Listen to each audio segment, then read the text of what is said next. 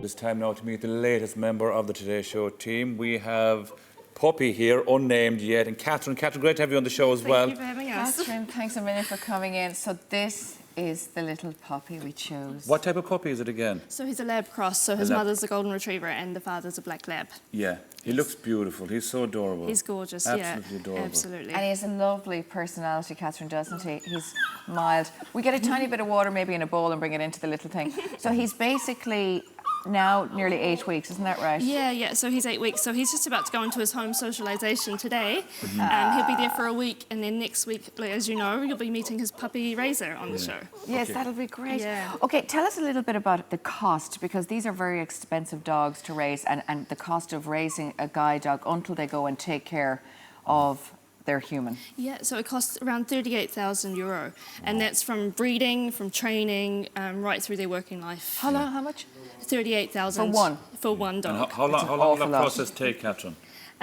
So the process, so their training takes around 2 years, roughly 2 years, before they're matched with their client. Yeah. So it's it's an amazing. People will say 38,000 is a lot of money, and it is a lot of money. But what one of these dogs will mean to someone who is visually impaired, you can't put a price at really, Catherine, can you? You can't put a price on independence, that's what we say. Yeah. So it's the independence that it gives either the family, if they become an assistance dog as well for a child with autism, and also someone with visual impairment. The independence to get from A to B safely and to have that dog with them, it's just... And it's very hard for us to, I suppose, imagine what that is like when we're not visually impaired. Exactly. totally. That's I the know other you side did of the it. blindfold walk last year. Yes, I did, and you totally. I did the blindfold walk on the mall here because they actually train the dogs. You see them walking up and down every the mall. day, yeah. But I found it. I was all over the place. But let's just break it down, Catherine. Are these the stats here? The reality is that it takes their training sessions of nearly 300,000 per dog of training sessions of hours. So I mean that's an awful lot.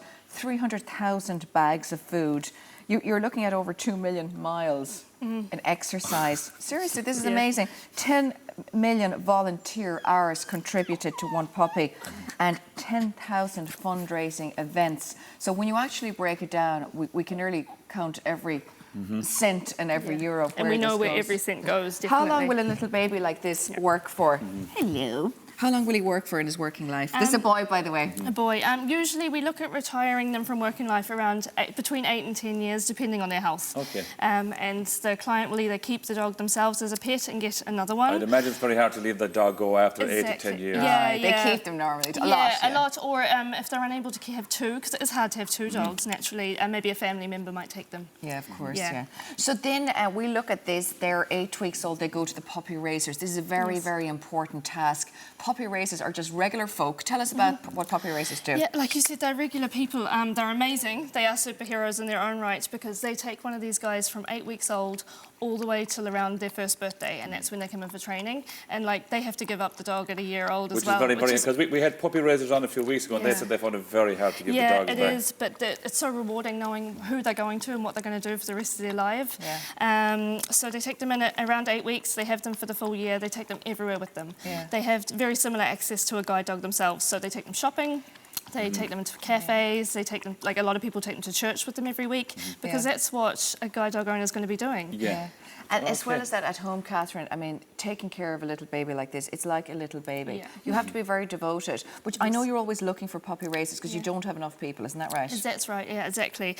Like there are certain people that are eligible more than others, so we do say someone has to, like, because they're a baby, you have to be at home nearly full time, someone at home all the time. Yeah. And the puppy raisers, they're kind of trained what to do as well when it comes to feeding and everything. Yeah, Catherine. so that's actually what my job is. So I come out and I meet them once a month, give them training tips, give them any health advice. They go to the vet obviously as well, but that's my job basically. We keep in touch with them. They attend regular puppy classes. Go for it. They attend puppy classes once a month as well.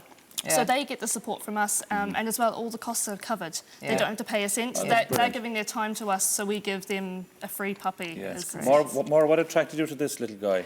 Well, he was just so cute and squishy looking, I have to say. He was there and he was asleep and he was all little face. He's just the cutest little angel face. And then I asked Catherine and she was saying, look, you know what, he's a good one in the sense, well, they're all good ones, but he has a nice personality and he'll be in the studio a little bit with us. Not all the time now because he can't be. Did he do the kind of big eyes, looked up at you, Maura, and go no, like this, this, Maura, Maura, he was like take me, Maura. He was snoring a little bit. We actually, Declan, who was with us on camera, actually captured the beautiful snore. He's like, Was it you or the dog who was snoring, no, Maura? No, I nearly went into the cage. I nearly was snoring myself. They're lovely little thingies. Yeah. But you know what? It's so important. And these are great. The reason you choose the labs and the golden retrievers is that they've got the best temperament for this type of thing. Yeah, Don't bite me dress, child. My Don't bite me dress. It's fine. Yeah. Here. No, they have a great temperament. I mean, the Labradors are really, they love their food, so it's good for training. Do you know, you want a dog that's really willing, willing to please the handler. Yeah, and they're smart. They're smart as well, and food orientated is always good. Because We have to name Mr. Dog. Yes. And why does it have to end with a Y? Start with a Y. Start with a Y. So basically, whenever our litters are born, they all have the same letter, the brothers and sisters. So all of his brothers and sisters will start with a Y as well. Yeah, they're the Y litter. They're the Y litter. So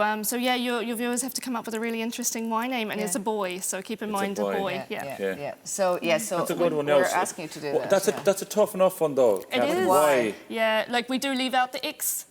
Yeah. The X litter. Xanadu. It just gets too hard, exactly. Yeah, so he's just trying to hide. Okay, so we have Y. Oh, you listen, if you're going to work on TV now, you've got to face the cameras. That's it. He's turned his back on us already. I can't believe it. I can't believe it. So we want you guys at home, we want you to name our little Today Show puppy.